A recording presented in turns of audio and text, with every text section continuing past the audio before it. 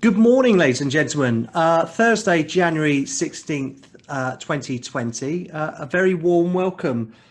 This is our second webinar of the year, and I think it probably brings me to say good evening, good afternoon, good morning, wherever you are listening around the world. We're with TBAT this morning, and we're going to be talking about funding innovation. So a practical guide to fund R&D is our session, and we're broadcasting live from our media suite here in the Thames Valley.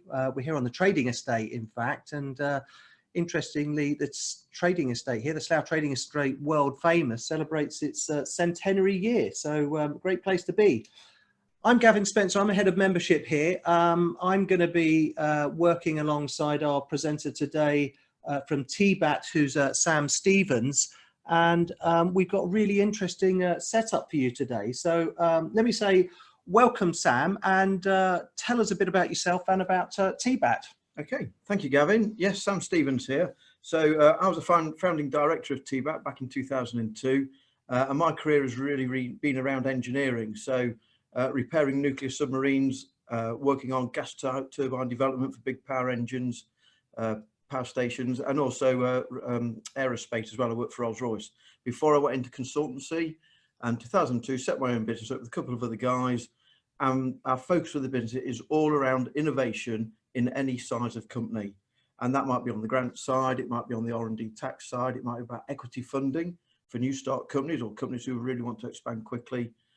So it's all around money, it's all about innovation, and it's great fun. Fantastic. Okay, so what sounds like a really interesting subject. We've got a lot to cover, but today we're going to be talking about R&D, but not just R&D, research and development. We're going to be talking about the key sources of funding, basically to help companies innovate and grow. So we'll be covering everything, as I say, from R&D. We'll be talking about seed funds and a range of other funding streams. There'll be some case studies thrown in. By all means, there's the opportunity for you guys to ask questions. So there's a chat facility here. So if you can use the chat facility, you can ask us questions. We can either answer them live as we move through, or we'll batch them up and deal with them at the end. So this webinar is set to take place for an hour. And I think what we'll do, we'll hand straight over to Sam and kick off from here. Okay. Yeah, thanks, Gavin. So yeah, please send your questions in. I'll probably take them as we go along, so therefore it's kind of pertinent to the bit in the presentation. This was taken by a colleague of mine who was at a rail event. And what you find at rail events is you get a lot of the older generation who have perhaps retired, still like to think they're involved, but they too tend to get a little bit tired. And this was not one of my presentations. I think this was all to do with rail safety. And the guy in the picture there is obviously a bit fatigued after a busy day walking around the exhibition. So we don't want you to do that. Hopefully we're going to make this a fast-paced presentation. It's going to be gripping, and it's hopefully a subject that's close to everybody's heart, because it's all about money and money to make innovation happen. Okay, personally, I believe the UK is an absolutely fabulous place to innovate and to grow your business. And successive governments, over whatever colour you like, have improved the landscape for companies. And I do it as a bit of a circle here. So to get things started, people often start a company with the 3Fs, friends, fools and family, to invest in their little startup companies. But really what you can do is use two schemes called SEIS and EIS, which I've got a slide on later. And that's to get equity funding into your company at a really beneficial rate for your investors. And it does make the investment look very attractive, investing into new start companies. R&D grants, they sort of pump prime the innovation. So here you get funding from typically a government source, which brings money into your company as you deliver your innovation project. R&D tax credits are all around your end of year accounts, and it's a way of rewarding you for having innovated. So it's retrospective. It's really there to reduce your tax bill. But in certain situations, if you're sort of break even, but you've done a lot of R&D, you can actually get cash back from the tax man, which is quite a novel experience. That's the bit I'm interested in, because kind of R&D kind of brings to mind, you know, images of guys with beards in, you know, scientists and white socks and sandals and all that kind of thing. But it's not, you know, it's not all science based, is it? There are there are funds available. You can claim back for B2B organisations, professional services. So really interesting element. I'm looking forward to hearing about that. Yeah, lots of interesting stuff there. And then finally, quite a few years ago, I think it's probably about 8 years ago, Patent Box came along, and this was basically to say, if you get a patent on a piece of technology, when you sell an item with that bit of technology in it, you can halve the tax bill for the sale of that. So you might develop a new microphone, you put it into a telephone. If every telephone that you sell has got that microphone in it, you only pay 10% corporation tax instead of 19-20%. There's only 1,500 companies in the whole of the UK have bothered with Patent Box. When it first came out, I might not bother doing this at the end of the day, I'll talk about it now. It was quite a straightforward process. Other countries got annoyed with how promising it was for companies to use this in the UK, and they thought it was unfair. So they've really made it a lot stricter, a lot more bureaucracy, and hence there's only 15 companies in the whole of the UK bothering with Patent Box. But it is a way of rewarding commercialisation. Okay, we'll move on. So on the investment side, there's two key schemes. There is a venture capital scheme. So that's when you're after more money and you're not going with sort of private investors and small consortium of investors. Venture capital is where you're actually going to some of the big funds. So SEIS is the Seed Enterprise Investment Scheme. It's for new start companies. It's up to 150k of investment. You can talk to HMRC to get pre-approval that your round of funding actually meets their requirements. And essentially what it means is for every pound that an investor puts into your company, they can take 50p off their tax bill for that year. So their investment is only costing them 50%. Wow. So, you may want 100k, you get 3 or 4 people all chipping in 25k each. It's only cost them 12.5 grand. So it is a fantastic way to get that early investment.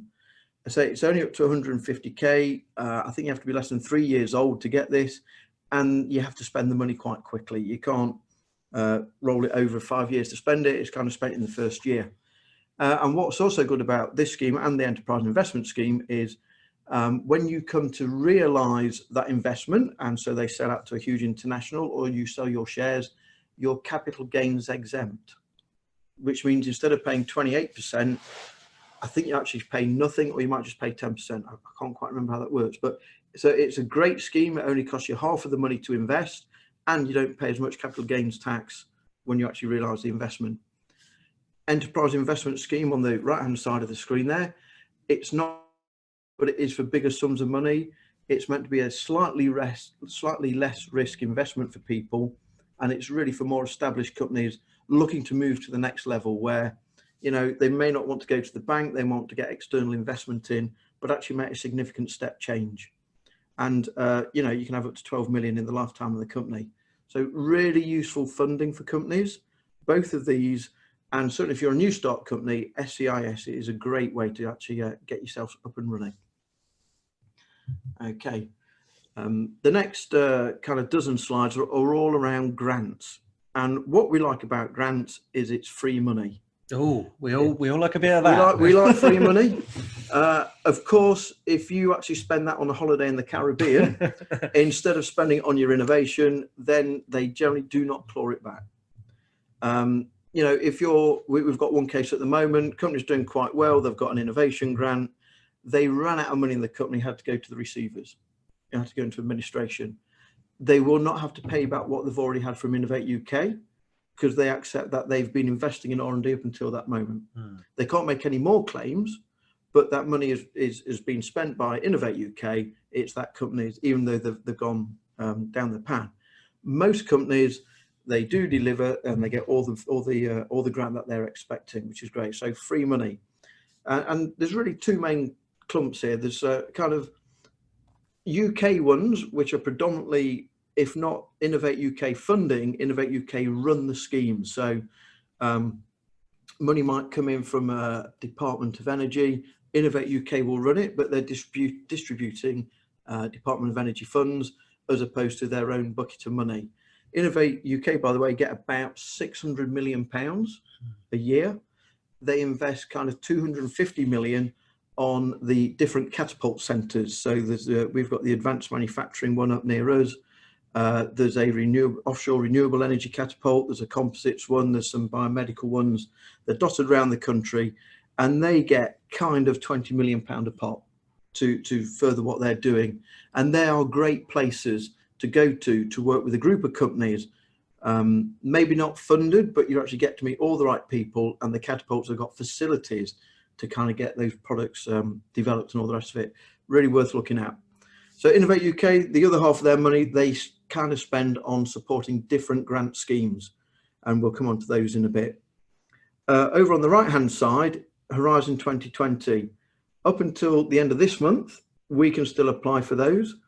I've got a slide on that later on. Brexit will have an impact on this, and I'll come on to that. So yeah, let's do that. So post-Brexit, Horizon 2020 is a circa €60 billion pot of money to promote innovation in Europe.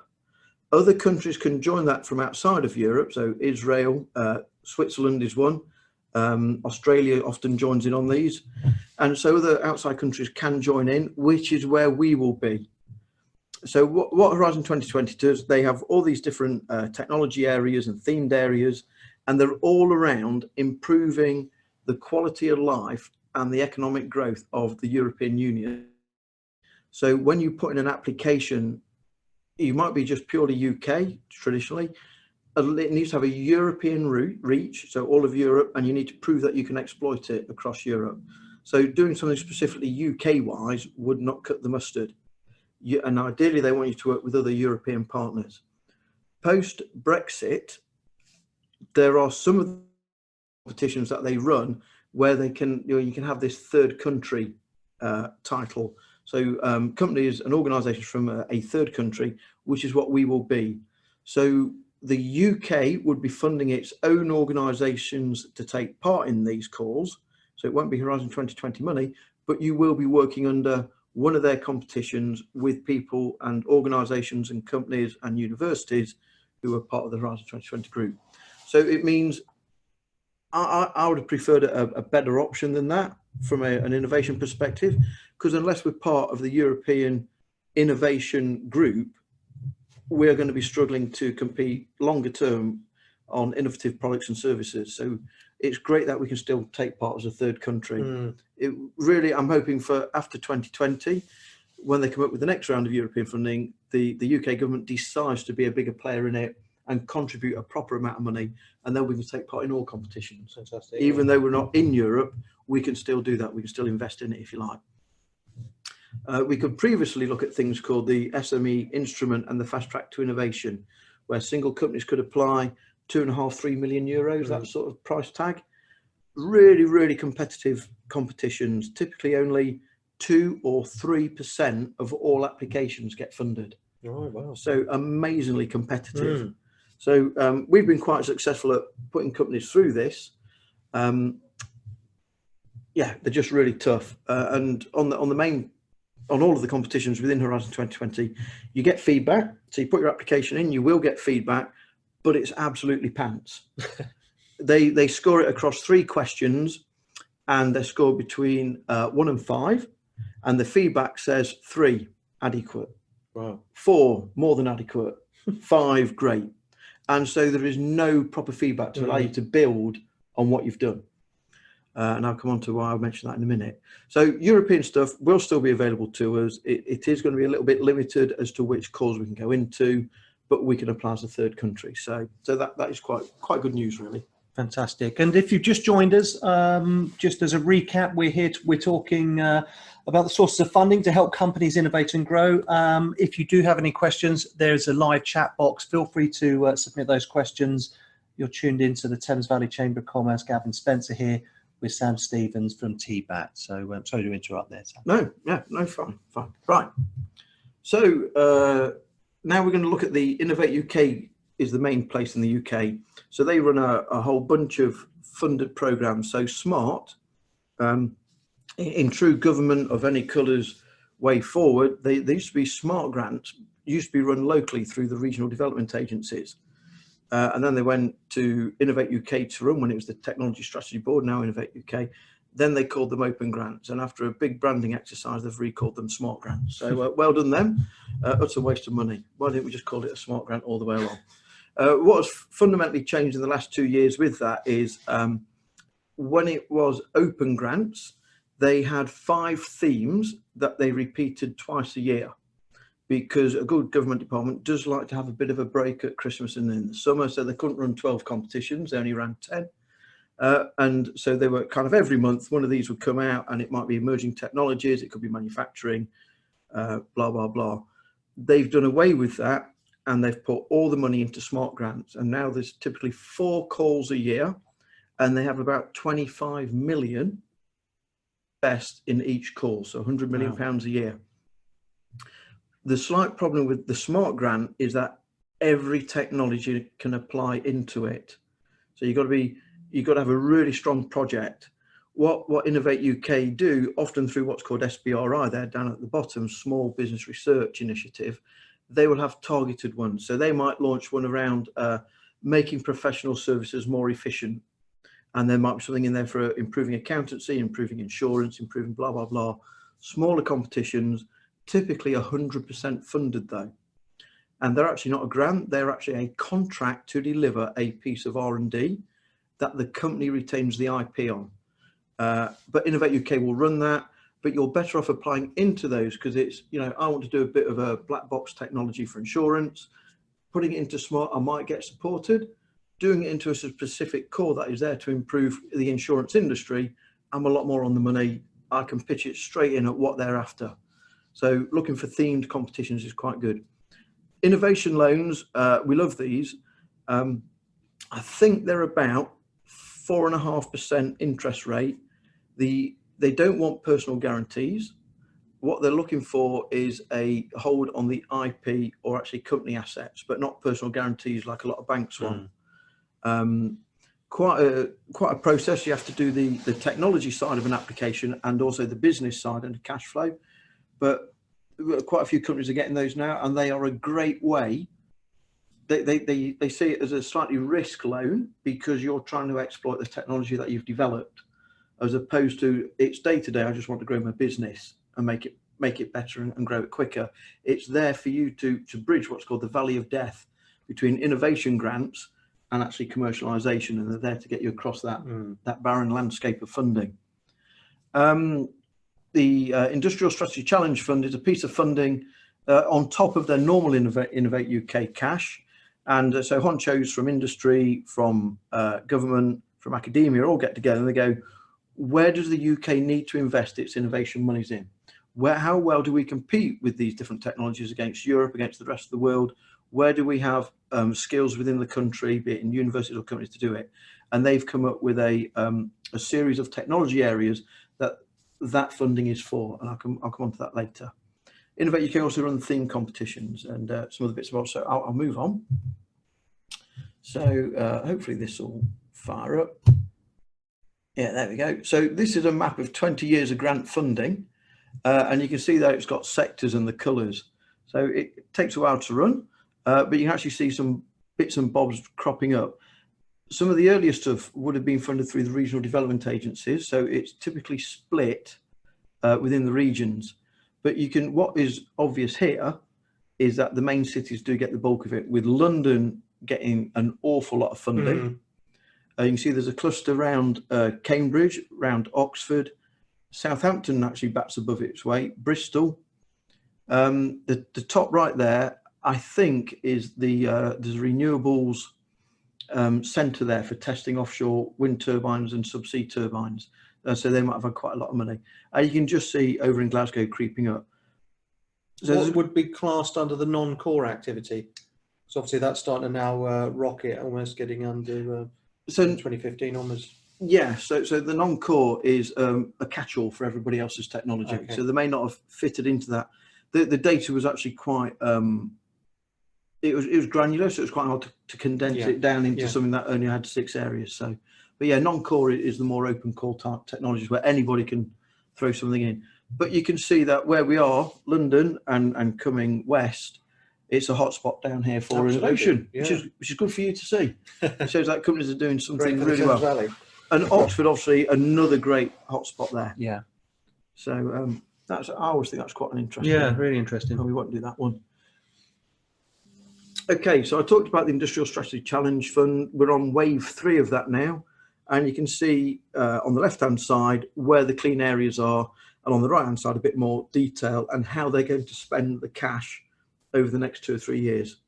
So AI and data, we are doing more and more with artificial intelligence, machine learning, big data analytics, scraping data off social media, looking for hotspots and understanding what's happening on a broader scale as opposed to what's just been reported in the news. Aging society, obviously we're all living longer, we all want to retire even earlier. And there is that disconnect between how much funding there is and who's going to look after all these elderly people. I'm fast getting there myself. Clean growth is all about basically decarbonising the economy, and the government has still got quite. They say they've got a strong agenda. I've yet to see how that manifests itself. Seeing as being a bit of a bitter and twisted man here, I was a big fan of offshore renewable technology, so wave and tidal, and overnight they destroyed what could have been a 20 billion to 50 billion pound industry because they got rid of renewable obligation certificates, which are called ROCs, which really help these new technologies get put out into the small farms and out into the sea to be tested to something called contract for difference, and they destroy that industry overnight. Wow. And yet they're trying to decarbonise it. They keep talking about it. So hopefully they'll address some of that and hope to improve it. And then future of mobility. So there's something called the Advanced Propulsion Centre, the APC. They've got a lot of money, which is all around driving the electric revolution, which is all to do with vehicles and decarbonising those, lightweighting, fuel cells, electric, autonomous vehicles as well. I actually said to my wife, she says, well, we live in the country, we're going to have to move to a town when we're old. So I said, no, because in 20 years' time, we will have pods that the AI in the cloud will be saying, oh, Weissel, we need to have 2 pods there on average during the day. We'll want to go shopping. We'll just call up a pod. We can just sit there doing our crossword. Off we go, just tootling into town. Yeah, you call it up on your phone, I imagine. I almost wonder if my son and daughter, who are very young, will even need to take a driving test. Will we own our cars in the future? And by the sounds of things are the way it's going, I think that's more and more unlikely. Yeah. So the future of mobility, and especially for the older generation, is really quite an interesting area. Myself, I'm a petrol head. I'm dreading the day of the electric revolution in some respects. You can't beat the smell of the old-fashioned 4-star petrol. Yeah, absolutely. So this is where they're going to be spending the money. And you can see on the right-hand side, there is quite a budget for doing this sort of stuff. And they will be releasing these themed competitions over the next 3 years. So if you've got technology that fits into those, you could go for the open smart call. You'd be better off waiting for one of these, because then you bang on the money with what they're looking for. And you're probably 4 times more likely to get funded going for a themed one that suits what you're doing. Okay, the Smart Grant, this is kind of the flagship. It is quite competitive, and I've got some numbers coming up on that. So they are looking for an innovative idea that leads to new products or processes. And what Innovate UK are interested in, instead of supporting perpetual companies that just innovate, they never put their head above the parapet to exploit it. You've got to have a strong delivery plan. They want you to be making money and paying tax. Bear in mind that 60% of the UK tax take is all around employment. They want your company to grow and employ people. The other 40% is your corporation tax and all the rest of it. As a note, every person, the dole, and you put into a £30,000 a year job is worth £20,000 to the taxman. Wow. That's incredible. That's why they love people being employed. So to give away 1% of corporation tax, 19% down to 18%, if you employ 100,000 people, you have more than paid for that corporation tax deduction. And yet it makes Britain a far better place to invest your money in if you're an outside person. There you go. I'll get off my bandwagon in a minute. So what they want is this return on investment, and the return on investment is both for the company, because they've got to chip some money in, and for the government. And so in your application, you can talk about job creation and all the rest of it. So these, they run every quarter. generally break it across 3 bits: feasibility studies, industrial research, and experimental development. And there should be a slide coming up on how much money you get. You need a minimum of a month, I think, to write a strong application.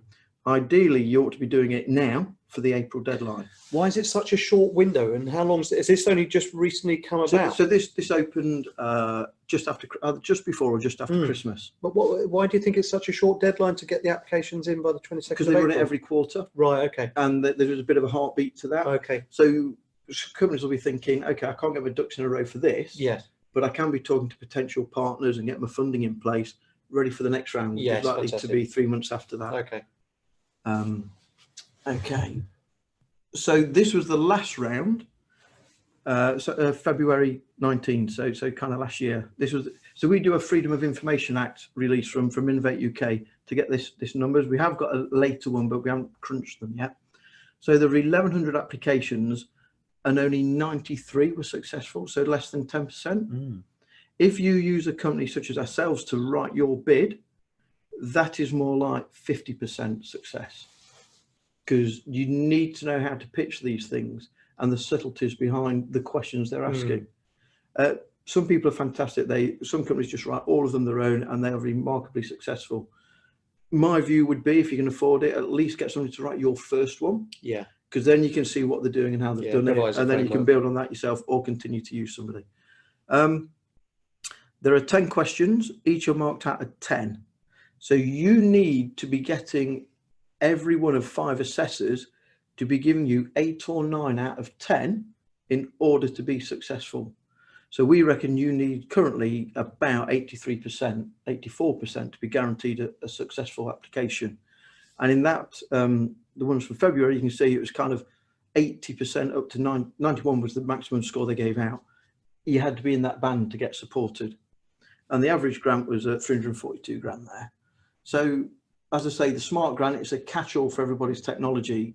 Themed ones, instead of an 8.4% success rate, that might be about 40%. Yeah. Because less people are applying for a similar sized pot of money. Then this is just a bit of detail in there. So we look at the length of the project. So the shorter ones, smaller value, was the bulk of the applications, but they actually supported 10% of those.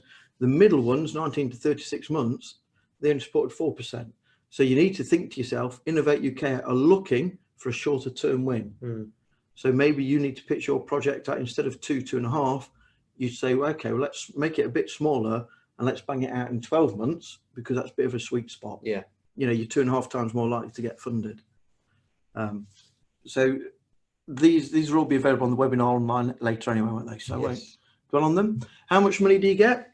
So left-hand side, you've got size of the business, small, medium, large. And then for each of the 3 on the right there, really the feasibility, etc., it's 70% funding. That's really good.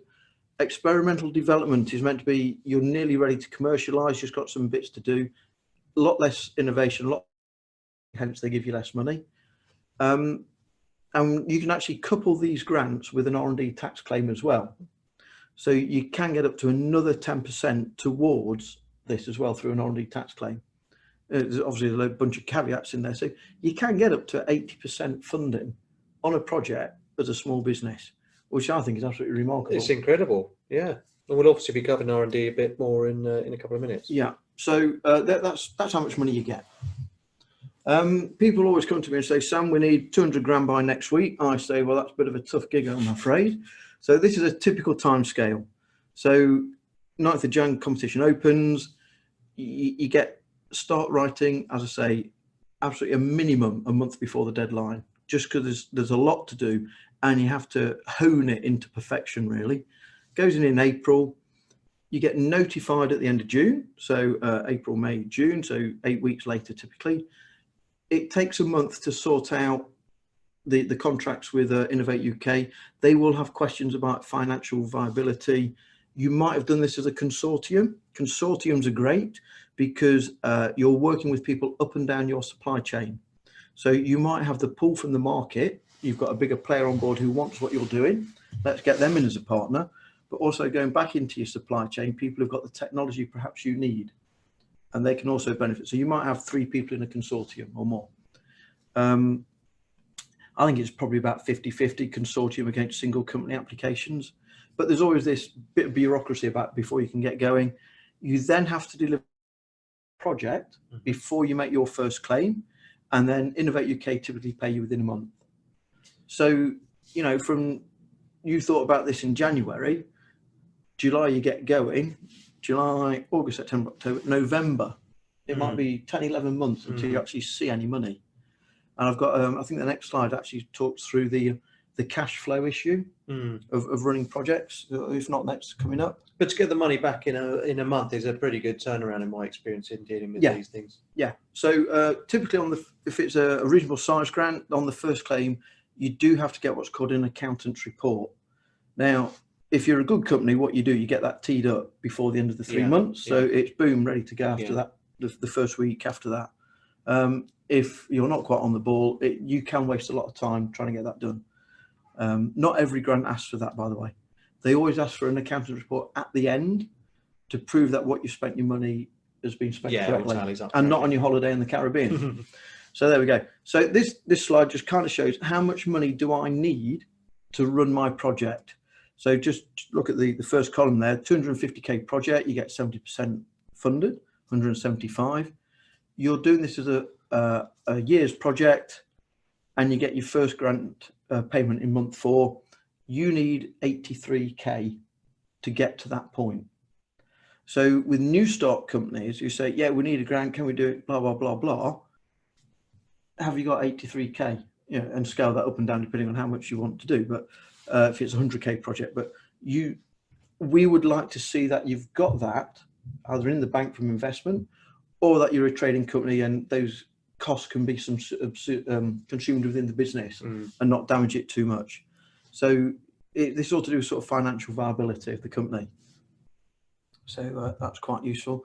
There's also something called a company in difficulty test, which has always been there in the sort of legislation for grants and the contracts. No one's ever applied it until about a year ago, when they thought, hang on, we've got a few projects that have gone pop.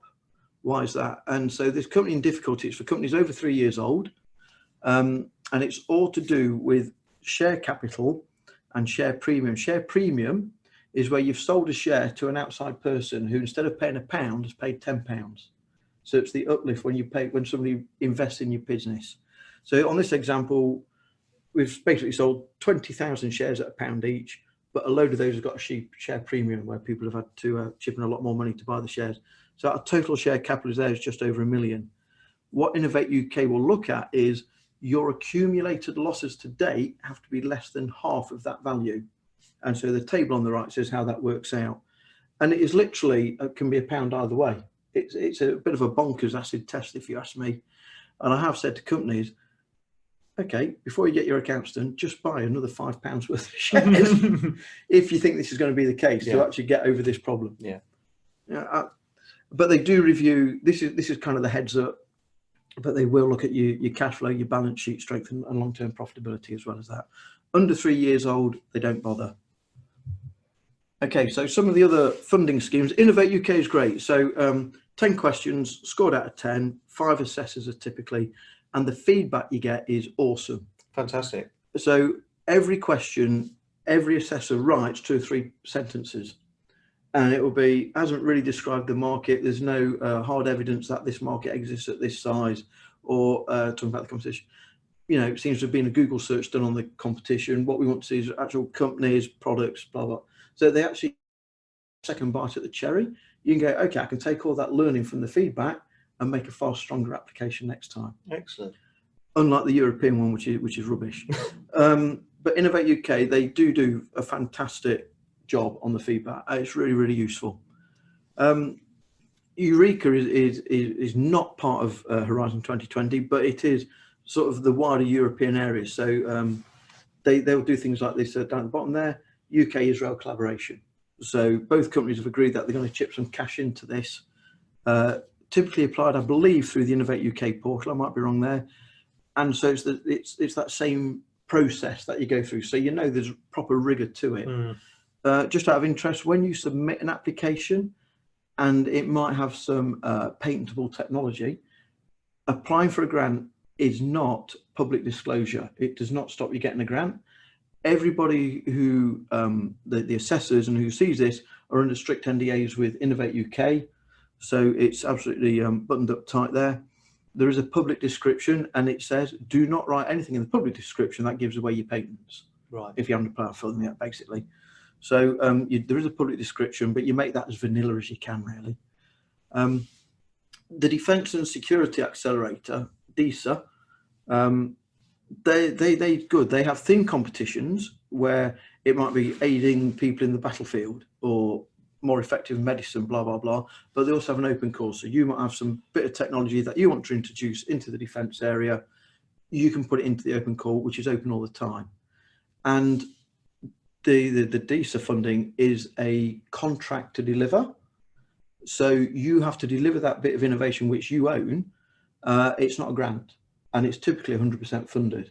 And they would typically run a competition and do 6 people, and then the 2 best, they might have access to £1 million. Oh, wow. The deal is, if you stop developing that technology, they have the right to take it from you and give to somebody else to further it, because they've invested in it already. I think it's a great scheme. Some people get het up about, oh, well, I don't want to support the defence industry, you know, killing people, but a lot of it's to do with homeland security and whatnot. So don't dismiss it, have a look at it. Some other stuff, certainly on the health side, the Eye for Eye programme on the left, a great scheme. There used to be an issue over IP ownership with the NHS, but they've stopped being stupid on that now, and the company does retain the IP. What's good about that is that you can use it to get access to get trials done, so it's quite good.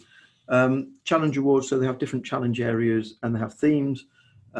Yeah, quite good. We do quite a few of those, medical devices and all the rest of it. Digital health.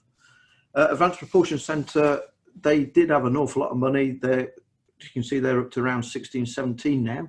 They're quite a long way down. Some proper money. So we worked with a few people and got them 8 or 10 million. Wow. You know, some proper funds to make things happen. The Advanced Propulsion Centre, and you can go onto their website and it gives you a breakdown of exactly what they're looking for in different technology areas. The Aerospace Technology Institute, I think they're Anfield, I might be wrong. They are looking for you to work within your supply chain. That's all to do with doing technology for the marketplace. More local stuff. So the OXLEP, so that the LEP is a local economic partnership, and Thames Valley Berkshire is also another LEP. But have you got any sort of input on this, Gavin? Yes, well, we work very closely with OXLEP, Thames Valley Berkshire LEP, Bucks Business First, and yeah, that we've run multiple projects with them, had a fantastic working relationship, and I would highly recommend checking out their website because there's always different pots of funding available. We've delivered projects on behalf of them on many occasions, and you just sometimes never know when there might be a pot of funding that becomes available, but they're very much business focused, and yeah, great to work with. Yeah. And I think you're trying to make the application process as smooth as possible. We did, yes. We run an innovation funding scheme a couple of years ago, working in partnership with OXLEP, and one of the responses we had from the business community was a slight hesitance in the way that, you know, some expressed experiences in the past where the paperwork and the application process was really lengthy, and then they didn't hear back, and we fed this back, and they OXLEP listened. We were able to kind of create a simplified application, and businesses absolutely loved it, and the funds flew out the door, and that was all about developing the organisation and job creation. There were a few forms to fill in, but it was, you know, it was a really simple process. You are spending government money at the exactly. Yeah, there needs to be that paper trail. Yeah, yeah. And then have I got to talk about? I was going to ask you around this one, about. I don't think it's on this slide, but one I was going to ask you is about knowledge transfer partnerships. Okay, so they are a great way of you basically get a postgraduate, and so I've got one at the moment in Leicester that we're putting together. He wants to do some AI stuff. He's a web company developer. He needs somebody who knows a bit more about AI than the guys he's got at the moment. Leicester University has got quite a big school in computing science. So we're putting together a knowledge transfer partnership program which is a strategically important project for the company over 2 years. They pay for the postgrad, kind of £20,000 a year, but the government chips in kind of another 30,000 university to allow the university to work with the postgrad on that company's project. Access to cutting edge technology at the university with really strong connections with who's on your team. They sit with you. They don't typically sit in the university, they sit in the company, and they can work on that strategically project at really what is quite a cut you get. You usually go through this through the universities will all have a person, and there is also regional knowledge transfer people who help you do the application. We don't all we do is we help people get them set up. We don't. Yeah. But they're really good. I think we're time's moving on, isn't it? Yeah. I won't bother my cases. I'll run through. These are really 6 important points about writing an application. Understand the competition criteria. I would recommend that you do not try and warp your project to fit a particular core.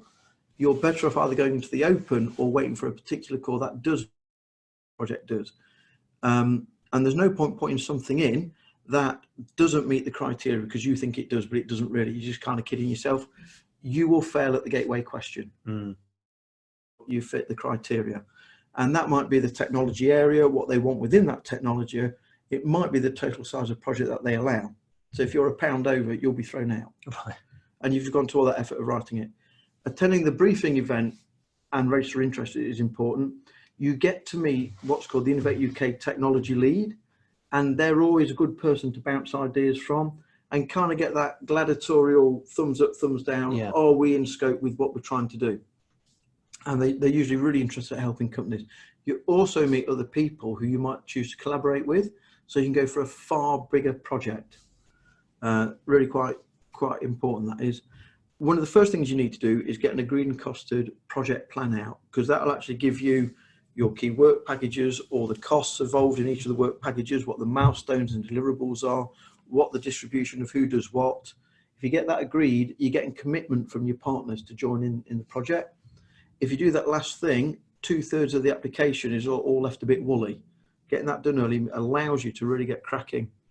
And I'd say the plan does drive that partner commitment. Answer all the questions. Bear in mind that the guidance for a question can be longer than the space you've got to answer it. But you to do that, I have no idea.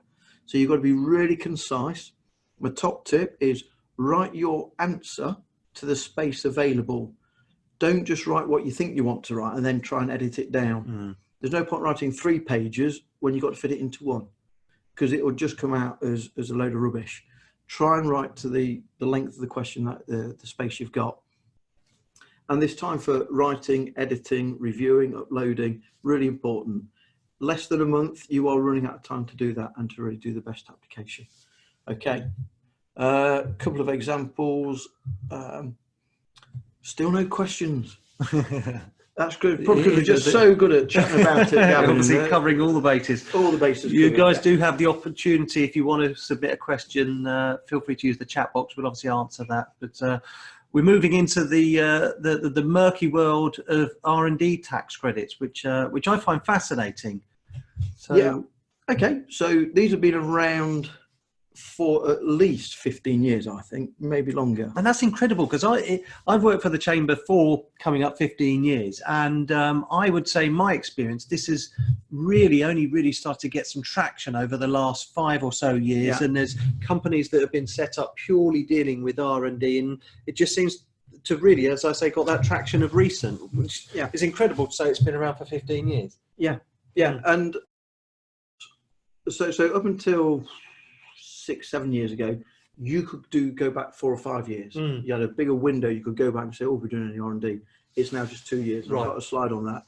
So I think that's what kind of kick-started everybody's interest before that window closed. Right. Oh, we need to get all these done before that 5-year window closes. It's what it is. It's a scheme for small companies and large companies. There's 2 different schemes, and it's a way of basically reducing your tax bill.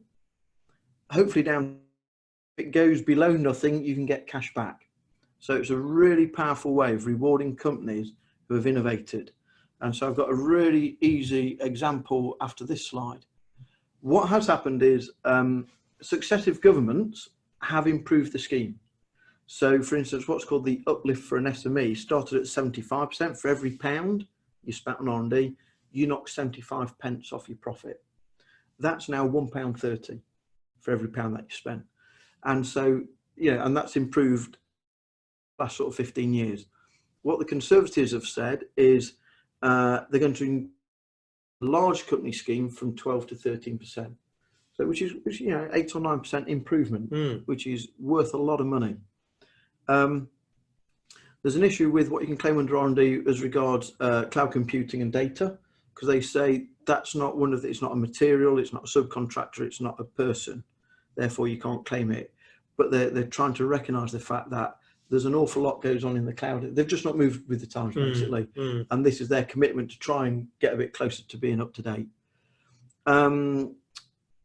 Under the SME scheme, because you can cash in losses, and I'll come on to that in a minute, for cash into back off the tax man that you've never paid him, it used to be unlimited. And there was a few nefarious people who took real advantage of that illegally. And so typical reaction, instead of, addressing the problem by actually doing proper rigor of their checks, they've decided to change the scheme. Right. So there's a consultation at the moment that you can only get back 3 times what you've paid in national insurance and pay as you earn tax. Okay. So basically what you've paid as a tax times 3 is what you can get back as cash. Okay. Instead of being unlimited. And the idea of why they went this unlimited bit was they said new start companies employ a lot of subcontractors because they don't have the skills in-house and they don't want to employ people and have that long-term burden to begin with.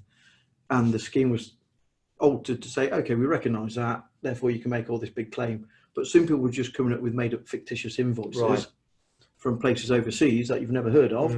And, they reckon there's £300 million worth of fraud out of a budget of 2.4 billion.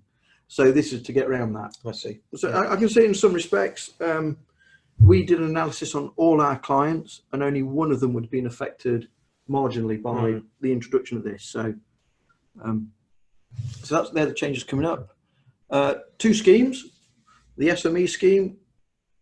So for grants, an SME is below 250. For tax, it's below 500. The RDEC scheme, the Research and Development Expenditure Credit, by the way, that's for over 500, or for SMEs who have done work on behalf of a large company, or for SMEs who have had a grant. So you'd fall then onto the right-hand side. But you can split your R&D. So if you're an SME, you've had a grant, let's ring fence those costs, do it under RDEC. The rest of the R&D in the company, let's do it under the SME scheme. So you can slice and dice it as you wish. So if you're profitable, it basically saves you 26 pence in the pound off your tax bill. And if you're loss making, you can cash losses in at 33 pence in the pound is the maximum you can get to. And you can go back 2 full years, including your current one. I've got a slide on that. I'm really going to focus on the SME scheme, really. So what does that mean? So in the middle there, no R&D claim. You got some turnover, you got some costs. We've identified the R&D element, and we've made some profit. Always good. And let's say tax rate's 20%, which it was a couple of years ago. You would pay £6,000 of tax on that, and then you got 24 grand towards your holiday in the Caribbean. If we make an R&D claim, we take our 20% and we times it by this 130%, which is a number dictated to us by the government, by HMRC. Okay. We can't change that 130%. And we take that 26 grand off our profit. So our new profit for tax is only £4,000. So we only pay £800 of tax. Right. Instead of 6,000. So we're 500 bit grand better off, which is 26%. Fantastic. And I've got another example later on where we go into the scenarios if you're break even or loss making. So in the simplest example, that's what it means. It does save you a bundle of tax. Absolutely, yes, extremely compelling. But what's the criteria? Are you able to give us some, give us some examples of what the criteria is? Where does the cash go in the last couple of years? And that's by region. You can see that London and the southeast and the east of England around Cambridge are the big swallowers up, because Oxford falls under southeast. Right. Yeah, that's why that's quite large. Number of claims, the rump of them are down at the smaller end. There's a few over at the big end. So we work with two-man bands. We work with PLCs. The biggest PLC has got 21,000 people, and their claims right over on the right-hand side. What's interesting is for consultancy companies, I forgot what I was going to say. To the question, but that's coming. Sorry, I got all excited. Some consultancy companies will say, well, actually, because we can claim R&D on our research to deliver this piece of consultancy, and I know it's going to be a really competitive bid, if I think I can be getting 26 pence back in the pound on a lot of my R&D that I'm doing for this contract, I can actually bid at a slightly lower cost with a lower margin, because I'm going to claw it back on the R&D tax side. So some savvy companies do that instead of just going out fully commercial. Right, we've got a question. What are the preconditions to claim tax return? Is necessary to be included in the funding program? So you do not. So a company can just spend what it wants on its R&D. You don't need to be part of a funding program. You have to write it's not legal, but it's highly suggested that you write a technical report on what you've done. And I've got the criteria for that coming up. So that tells HMRC what you've done that was difficult. And I'll go to that in a minute. And what you do, you have to wait till the end of the year. In your annual accounts, you then do the R&D claim, and that's when it all goes through sort of 3 or 4 months after your year end. And if you're going to get a cash back, you typically get that within 6 weeks of making the claim. So my view would be, if you think you're going to get cash back, ignore what your accountant says about let's leave it a few months until I get around to doing it. You say to them, 2 weeks before your year end, I want you doing my accounts now, and I want them in by the end of next month. And actually, let's get this R&D tax claim in it, and let's get the cash in my account so I can use it. Absolutely. Most accountants, I apologise if there's any accountants out there, do not push their clients to get it done quickly.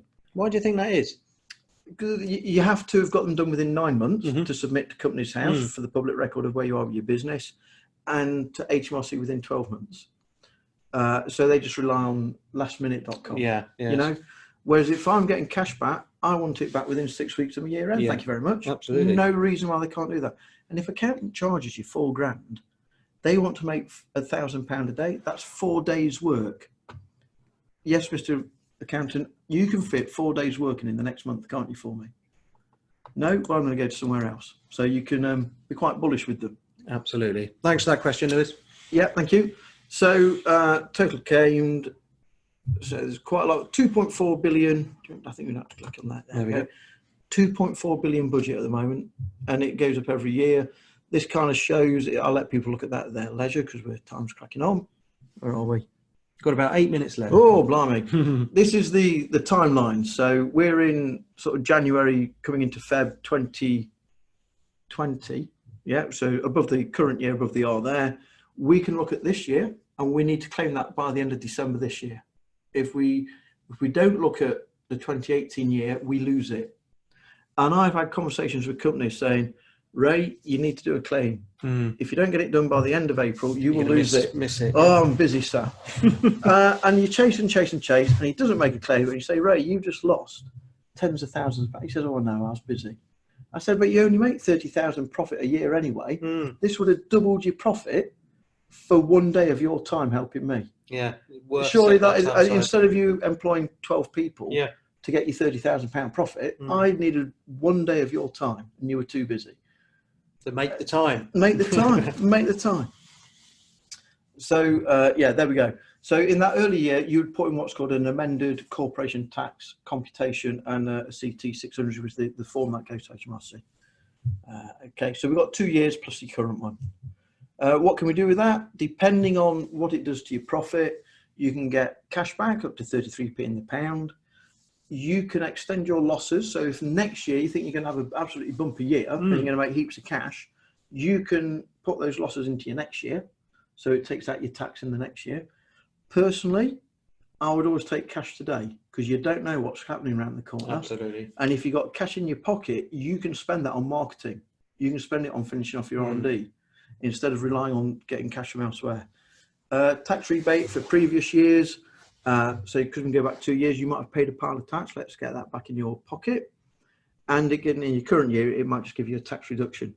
And like most good companies, most companies save their tax in the month that they do the sale, don't they? Yeah. No, they don't. They rely on 2 months' profit when they need to pay the tax bill to pay the tax. But if you've saved your tax during the year, it releases all of that cash back into your cash flow. Fantastic. On a tax reduction. So what we got here? We've got another question here from Joe. So what information would a potential lender require sites of to evidence the robustness of the claim? Yeah. So for a lender, a loan may be advanced and secured against the tax credit. So what steps might they take to ensure a claim is accurate and complete? Okay. So what we're looking at here is it might not be that profitable business, and a lender looks at the affordability of you paying back that loan, the interest and the capital repayment.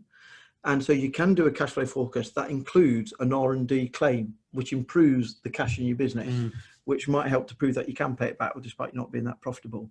So in answer to your question there, Joe, if you've got a record of having done R&D tax claims, you can use that. There is something, they might be stopping it, but there's something called advanced assurance. So if you've not made a claim before, you can go to HMRC and say, this is my tech over the next 3 years. This is what I'm going to be doing. Can I get advanced assurance? I think they've done 360 of those in 2 years. Absolutely tiny amount, but you can do that. And that would give a lender perhaps a level of comfort that you are going to be able to get a claim in the future. You could say that we're going to use an independent body to do. Got a really fantastic success rate, so we're quite confident. And what you might say, actually, we think we're going to claim 100k, but to be prudent, let's put it at 75. So you say to your lender, and we've only used 75% of the claim, so we've got that headroom, and if that still makes the numbers look good, you're good to go. What HMRC look for is they have algorithms that look at the size of the claim, the age of the business, and businesses in your sector and what they've claimed. And they're looking for outliers. And if you are an outlier because you're making an absolutely whopping claim, they might investigate a bit heavily. Yeah. They do go through quite a lot of checks on the quality of the technical report and on the numbers side. But Joe, I think you could do it through advanced assurance, or with perhaps using a third party to do it for you, or saying that you've had a word with a third party and they're going to do like a 2-day check of what we've done. Fantastic. So you can still do it yourself to save paying any fees, but you just pay them to do a check of it. Okay. And I do that for a company. Excellent. Thanks again for that question, Joe. Right. Okay, we need to get a wiggle on. So that's how we can use it. What is R&D for tax purpose? It's to seek and advance in the overall knowledge or capability in a field of science or technology. Now, what you need to understand there, and there needs to be some uncertainty as to how you get there. If I connected Outlook to a website back in the day, nobody had done that, and it certainly wasn't in the public domain. I've heard on the blogs that somebody's done it, and you think, well, that can be done. So, but it's not, nobody's telling you how to do it, so you've got to re-engineer all that and understand it yourself. So although it's not new overall, because it's so tightly wrapped up in each little company who's ever done it, it's new to you, you can make a claim. My understanding was, and that almost the word is, it's bespoke. Yeah, so there's bespoke. So it's where there's been a technical challenge. Yeah. It's really made you scratch your head. It's not so. What we often say is that you're doing a complex website for somebody. 60% might be on the tricky stuff. Yeah. 40% of what you've done is just the run of the mill, setting it up, doing the database schema at the back end, blah blah blah, doing the front end UI. But there's a 6% is the really tricky bit where you're pulling in, having to write APIs to link in with external data sources. That would be good stuff. 40% is run of the mill, so we don't claim that. Right. Okay. So it's taking a pragmatic view, right, about what is the tricky bit that you've done. Okay.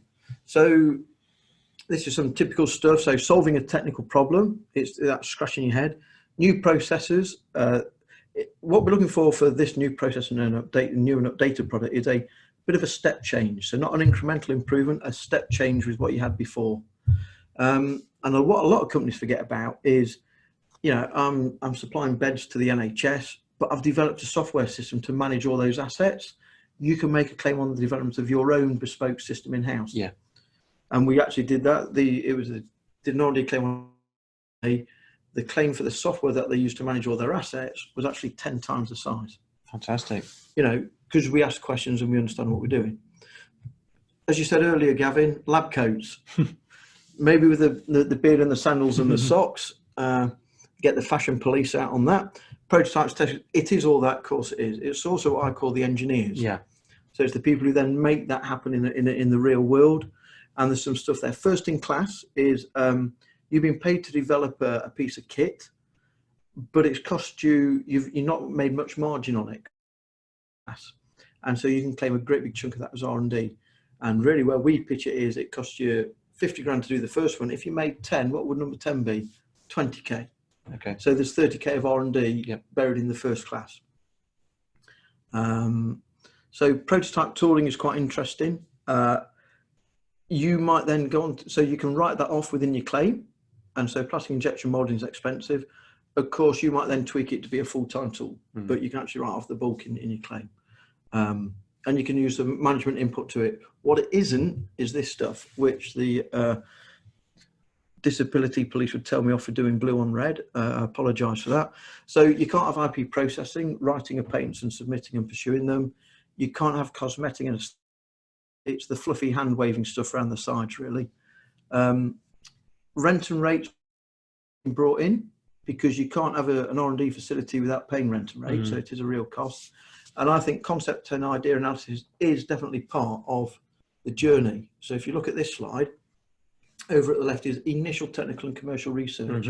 Unless you know what you're going to develop, you know, it is a definite, doing that is definitely part of a project. So these are the 4 key projects, and that graph, anything under there, in my view, should be considered for an R&D claim. And obviously, core of it is rollout. A lot of the innovation has been done, a lot of the technical risk has disappeared, so it tails off. So for me, at the left-hand side, you can have that initial stuff.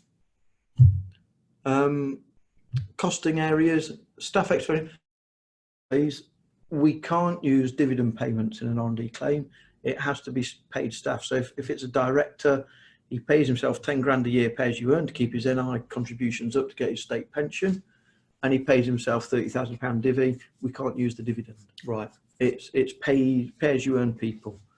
Subcontractors and what are called externally provided workers. If you get contractors in, we can use that. Software to make everything happen, and then materials that you use. So I won't go through IP ownership. So here's a worked example. Company, 100k on R&D, 300k net profit, don't make a claim, they pay 60k tax. If we now make a claim, they've saved 26 grand in tax. So that's quite a sizable sum to have released back in. 26% of your R&D activity. Break even, what happens here is we've still got 100k of R&D, we've got no profit. We have our uplift, which we take off the profit. We're now lost for tax £130,000, and we can cash that in at 14.5%. That's another number from HMRC. We can't change that. So they actually get 18,000 on the tax man. And what the beauty of this scheme is, it is not competitive. They have a budget and they've never run out. If you've done the technology and your report stacks up, you will get the money. Whereas a grant, as we've seen, only 10% gets supported because they either don't cut the mustard.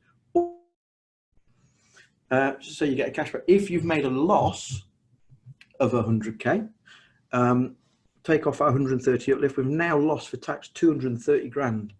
We cash all of that in, we get 33 grand back. Wow. A third of what you've invested in R&D. And it really is there to encourage companies to do this. Or you could say, those losses, let's put them through into next year. And we save 46 grand in tax. So yeah. Extremely attractive. Cash it money today so I can invest in marketing and whatnot. What's this one? Yeah, this is, I talked about this earlier. This is about 3 times the total of the national insurance. That just explains it in a bit more detail. Only about 2 slides to go, and we're 4 minutes over. That's not too bad. Consider the work you've done and completed for clients. So if I've done a piece of work for a client and they want to own the IP, quite often 50 to 70%, it's how to deliver their solution. And 30% is me taking that learning to build their solution that they then go off and own. So that 60, 70% of you learning, I would suggest you can claim. and you actually get your tax back on that, you know, your tax reduction. The 30 or 40% you've done for a client, depending on the client, you can either claim nothing or 10%. Excellent. So consider what you've done for other people. New production lines are a classic area that people always forget, because they just think, well, we've put it in, we've commissioned it, off we go. Lots of problems can arise. You know, you've got to extractions to fit with the latest VOC regulation. That was an absolute nightmare because of this, that, and the other. I had to tweak it for us. Fantastic, let's capture all of that. Let's put it through. Compliance with legislation can lead to innovation and hence R&D tax. We do see not all accountants understand the subtleties of the scheme and will tell their clients they can't make a claim because of that. Yeah, I've heard that a few times. Some accountants are brilliant. Some accountants are clear, and then they make so many mistakes in doing the number crunching in the tax computation and the CT600 that we have to then put right. Right. So, yeah, some accountants are great, some aren't. It check with a third party whether it's worth you making a claim. And if you've had a project grant funded or you've been paid for it, still likely you can claim some R&D tax for yourself as well. So all good stuff. Just a couple of examples, and I've covered a bit of patent box. So that's it. Some of our clients, some household names there, a bit of our straight questions and answers. Fantastic. Well, we've had a couple of questions throughout. I'm conscious we have overrun ever so slightly. If anyone does have a final question, do tee it up for us now. I've got two that just came to mind. Probably an obvious one, but does my company need to be registered with the Companies House? Yeah. So the criteria is that your company, if it makes a profit, would pay corporation tax. Okay. So a limited liability partnership cannot, because that does not pay corporation tax.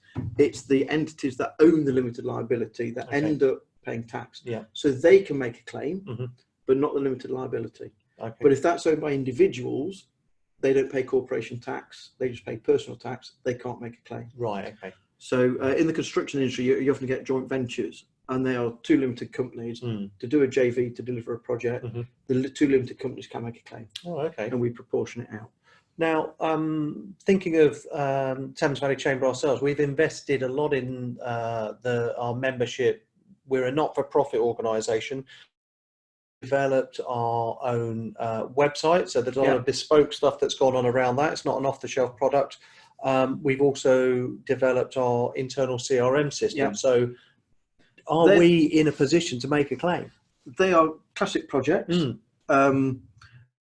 Technology side stacks up for a claim. So we've just done a big claim for a not-for-profit organisation up in north of Scotland, and because they do make a surplus and they would pay tax on that surplus. So you try not to make profit, you're trying to reinvest it. Yeah. But you will be declared a profit. So liable to tax should you declare a profit, then yes, you can make a claim. Right. Okay. So it's worth a look at that. Yeah, I mean, there absolutely. might be some hidden bits that you might. Charities can be a limited company. There are some quirky bits, but on the whole, that would be definitely worth looking at for a claim. Fantastic.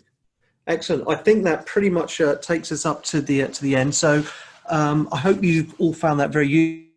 Certainly learnt a thing or two.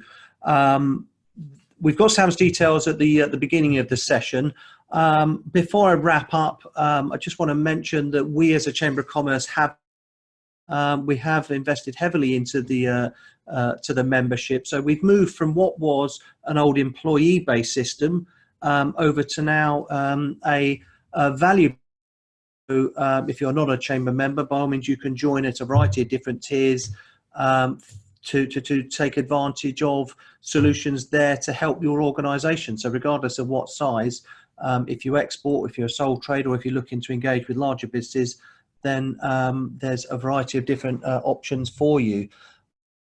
In our website, we're there to help businesses around profile raising. If you're looking to obviously raise the profile and connect with other businesses, if you're an exporter, there's a range of different services for you to use. If you're looking to save money and protect your business, again, there's a range of different solutions. Do check out our website. It's really exciting. We're really pleased with the outcome. It really just leaves us to say a huge thank you to Sam here at TBAT. One who's wondering what TBAT stands for, go on, Sam. Let us know. Okay, so when we first set the company up 17 years ago, by the way, I've never been rewarded for having done my 10 years, 15 years, coming up to 20 years. I'm hoping for a hog roast and a barbecue, but it's we'll get you happening. a carriage clock. Yeah. When we said it, we were the business advice team. Oh, there we go. But then as we grew the company, we were working for bigger and bigger people. Right. You can't really go in and say I'm the business advice team. So I see. Major branding exercise, we just use the 4 letters. Fantastic. Excellent. Well, it's been really fun. Thank you for everyone who's joined us. Do check out our website. There's a lot of other events on the horizon. We'll be running more and more webinars as the year develops. But thank you very much, Sam. Thank you, TBAT, and thank you for listening. Thank you.